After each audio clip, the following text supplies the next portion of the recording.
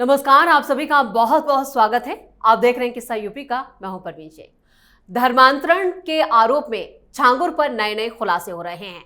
छांगुर का पूरा नेटवर्क धरती पलट नाम के कोड से चलता था, जिसके तहत बेटियों का सौदा तक किया जाता था।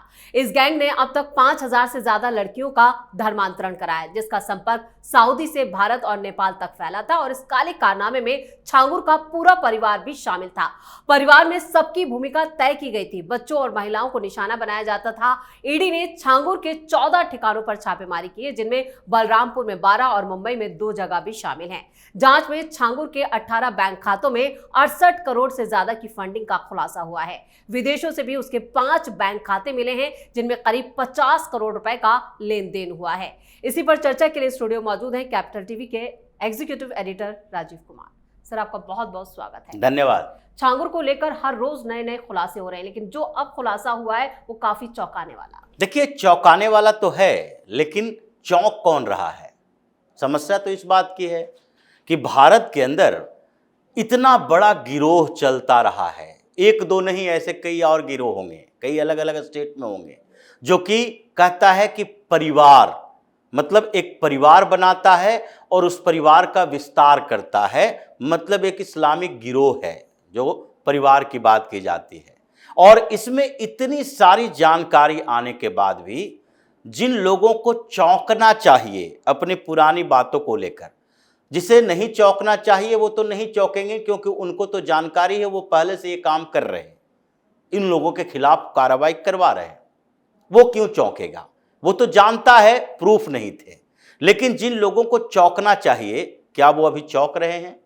छांगुर का विवाद इतना बढ़ गया, इतनी सबूत मिल रहे हैं, जानकारियां सामने आ रही है कि सैकड़ों करोड़ का कारोबार ये कर रहा था, और वो इन्वेस्टमेंट था धर्मांतरण के लिए। 5000 लड़कियों का धर्मांतरण करवा चुका है ये, कई लड़कियों का सौदा कर चुका है ये। यहां से धर्मांतरण करवाने के बाद ये सऊदी अरब में शेखों को बेचता था। एक लड़की ने खुलासा किया इस बात का कि उसको यहां से कैसे पकड़ा गया। तो पहले तो जाल में फंसाया गया।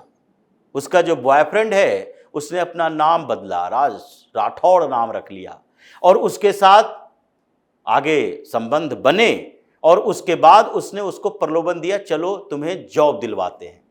उसे सऊदी अरब ले गया, और वहां पर जैसे ही एयरपोर्ट पर उतरा, उसके बाद उसने कॉल किया कि तुम्हारा सामान आ गया है। और उसके बाद उसको पता चला सामान कोई और नहीं, हमें ही बता रहा था, मतलब पार्सल किया जा रहा था, वहां पर बेचा जा रहा था शेखों को। और उसी के बाद उसका धर्मांतरण किया गया। उसको पता चला कि ये हिंदू नाम से मुसलमान था। ये सारा गुट चल रहा है, गिरोह चल रहा है, ये सारी जानकारी सामने आ रही है। लेकिन फिर भी हो क्या रहा है? हो रहा है, चर्चा हो रही है किस पर? कांवड़ यात्रा पर। चर्चा हो रही है कि कांवड़ यात्रा में जो लोग जाते हैं वो परेशान करते हैं लोगों को, हंगामा करते हैं, झगड़ा करते हैं, इस पर चर्चा होती है। ये जो चौंकने वाले लोग, जिनके कानों में ये चौंकाने वाली खबरें डालनी चाहिए, वो तो अखिलेश यादव हैं जी, वो तो मायावती है, वो तो राहुल गांधी जैसे लोग हैं, वो तो ये जो सो कॉल्ड सेकुलर गिरोह के लोग हैं, जो कि राजनीतिक पार्टी चलाते हैं और कहते हैं कि हम सेकुलर पार्टियां रखते हैं। उन लोगों को चौंकना चाहिए कि भारत के अंदर इतना हो रहा है और हमें जानकारी नहीं है, हम इसी का विरोध कर रहे हैं। इन लोगों को तो चौंकने वाले कोई खबर मिलती ही नहीं है, ये विश्वास ही नहीं करते, अब भी विश्वास नहीं करते। ये अखिलेश यादव से कोई पूछ ले, इतने दिनों में इतनी सारी जानकारी छांगुर के बारे में आ गई। उत्तर प्रदेश में ये भी पता चल गया कि अखिलेश यादव के शासन काल में ये काम कर रहा था, जब अखिलेश यादव सीएम हुआ करता था जी। ये आज से नहीं चला रहा, 15-20 साल से चला रहा। एक दिन में इतना बड़ा कारोबार नहीं हुआ, ये 15-20 साल में बढ़ा है। और योगी की सरकार आए हुए कितना साल हुआ? 8 साल। उससे पहले किसकी सरकार थी? अखिलेश यादव मुख्यमंत्री था, उससे पहले मायावती मुख्यमंत्री थी। तो इन लोगों के समय में इतना बड़ा चल रहा है, शर्म आनी चाहिए इन लोगों को कि अब तक हम उस पर प्रतिक्रिया नहीं दे पाए, बता नहीं रहे हैं कि हमें माफी मांगनी चाहिए। इन लोगों को सार्वजनिक तौर पर माफी मांगनी चाहिए कि हमारी सरकारों में ऐसा हो रहा था और हम कुछ कर नहीं पाए, अब जानकारी मिली है तो हमें माफ कर देना चाहिए, क्योंकि ये जिन लोगों की बात करते हैं, जो बार बार जिसकी राजनीति करते हैं, पीडीए का फार्मूला लेके आते हैं, तो उसमें पिछड़ा और दलित की बात करते हैं, उसी का तो सबसे ज्यादा रेट लगा हुआ था, उसी को तो सबसे ज्यादा कन्वर्ट करवाया जा रहा था। ये ब्राह्मण, ठाकुर, इन लोगों की लड़कियों के लिए तो बहुत कम स्कोप थे। रेट हाई था कि एक ले आओ तो 40 लाख, तो इनका रेट कम क्यों था? ये जो पिछड़े दलित की बात करते हैं उसका रेट कम क्यों था? क्योंकि वो इजी अवेलेबल थी इन लोगों के लिए। लगता था कि 10 लाख रुपया खर्च करो, 5 लाख रुपया खर्च करो, कोई लड़की को ट्रैप कर लो और उसके बाद उसको कन्वर्ट करवा दो, आसान है। उन लोगों के परिवार तक घुसपैठ करना ज्यादा मुश्किल है, तो ज्यादा पैसा खर्च करना पड़ेगा, वैसे लोग भी चाहिए। तो अब समस्या इन लोगों के लिए है कि ये लोग अभी तक बेशर्मों की तरह इस मामले को कान बंद करके रखे हुए हैं, सुन ही नहीं रहे, न देख रहे हैं, न बता रहे हैं, न प्रतिक्रिया दे रहे हैं। तो अब होगा क्या? ये जो नेटवर्क चल रहा था, जो अभी नेपाल तक सामने आया है जी, ये छांगुर इधर नेपाल तक बढ़ रहा था। खबर तो ये भी है कि नेपाल में पिछले 5 सालों में कई मदरसों और मस्जिदों की संख्या भी कई गुना बढ़ चुकी है और उसका भी कनेक्शन इससे जोड़ा जा रहा है। बिल्कुल, ये नेपाल में बढ़ी और नेपाल के बॉर्डर पर भारत के अंदर बढ़ी, उत्तर प्रदेश में, बिहार में। अब बिहार में वो ज़्यादा खोजबीन नहीं हो रहा, तो उसके बारे में ज़्यादा जानकारी नहीं मिल रही। फैल तो रहा है, मुद्दा तो वहाँ भी उठा था, झारखंड में बढ़ रहा है।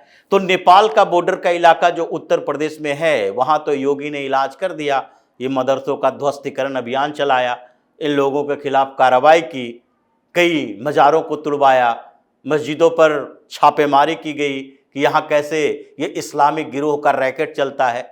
और उसी तरह से छांगुर का आप पता चल रहा है कि एक छांगुर है, ये सैकड़ों छांगुर है भारत के अंदर बैठा हुआ, और अभी एक एक करके पता करने में पता नहीं कितने लोग कन्वर्ट हो गए होंगे, और फिर ये रिकॉर्ड बनेगा, सिर्फ कागजों पर ये पता चलेगा 5,000, 10,000, 20,000 इतने लोग हैं जो मुसलमान बन गए।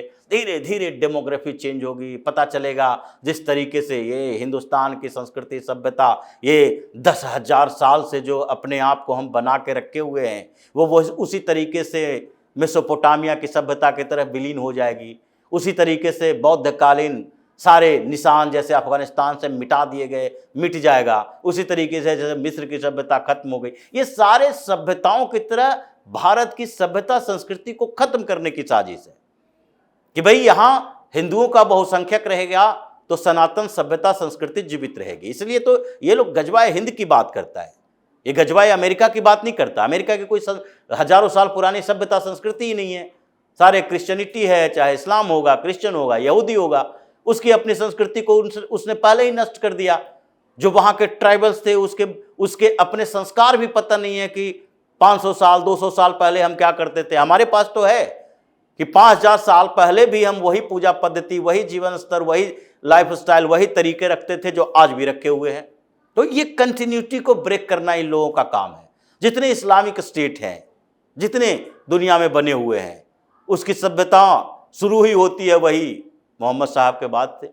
उससे पहले की सारी चीज़ें खत्म कर दी। अब सऊदी अरब भी जाग रहा है कि पहले से की तरह हम कुछ चीज़ें स्थापित करें, तो इसलिए ये मक्का मदीना के एरिया में भी, उन जगहों पर भी जो पहले इन लोगों ने पूजा शुरू की थी, जो ट्राइबल टाइम में पूजा पद्धति थी, लात बेनात जैसे देवी देवताओं की पूजा होती थी, वो सारे मूर्तियां स्थापित की जा रही है। लेकिन हिंदुस्तान में ऐसा हो रहा है, भारत के अंदर ये इस्लामिक गिरोह ऐसा कर रहा है। इसलिए छांगुर का इलाज सामान्य नहीं है, छांगुर को सजा सामान्य नहीं होनी चाहिए, और इससे जुड़े एक एक लोगों को सजा सामान्य नहीं होनी चाहिए। छांगुर को बेकार के जेल में रखा हुआ है, जितने पूछताछ करनी थी वो पूछताछ कर ले, और इसको हर दिन कुछ समय के लिए बाहर निकालना चाहिए, और 1,500 लोग इसको जूते मारे तभी इसका इलाज होगा, दिखाई पड़ेगा सबके सामने। ये जो नए कानून नियम, इन चीजों से इन लोगों को कोई फर्क नहीं पड़ता। ये बस वही बर्बर नियम कानून चाहते हैं और तरीके भी वही अपनाते हैं। ये धर्मांतरण का जो रैकेट चला रहा था, एक व्यक्ति उभरता है, ठेले पर रिंग बेचता हुआ और उसके बाद सैकड़ों करोड़ कमाता है और हजारों लड़कियों के साथ दुर्व्यवहार करता है, उसका धर्म परिवर्तन करता है और पूरा का पूरा गिरोह चलाता है और इसका कनेक्शन अंतर्राष्ट्रीय स्तर पर दिखाई पड़ता है, तो इसको क्या करना चाहिए? जल्लादों के सामने छोड़ दो, पता चलेगा, इसकी चमड़ी उधेड़नी चाहिए ताकि लोगों को यह पता हो कि इस तरह के कामों की सजा कैसे होती है और कैसे सजा दी जा रही है।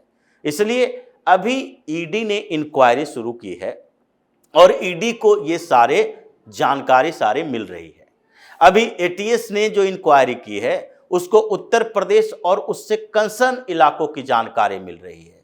अभी धीरे धीरे इन्वेस्टिगेशन का दायरा बढ़ेगा, जानकारी बढ़ेगी और उसके बाद ये छांगुर जैसे लोगों का सही इलाज होगा, इसके पूरे गिरोह को पकड़ा जाएगा।